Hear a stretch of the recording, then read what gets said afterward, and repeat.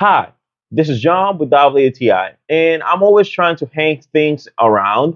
So I don't like laying things in the floor or just sitting in the table. It's just not me. I use the walls a lot in my apartment, in my room, and this is where this hanger comes into place. And one of the things that I like the most from here is that I can hang small things, lighter things from 1 to 3 pounds, like a backpack that I would rarely use because it's my backpack for traveling. I always have two backpacks right with me, one for traveling and one for my daily commute.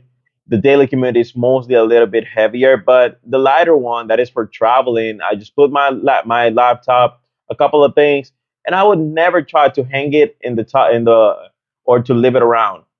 Hanging this just gives me so much real estate. Is the visual clarity of having this.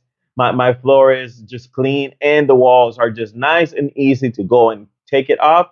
And this is a two pack, so I can use this for different occasions. The glue is really strong, so it's not gonna be hanging around or doing this nothing. It's gonna work properly and just right. So this was John with Dolly ATI, and that was my point of view.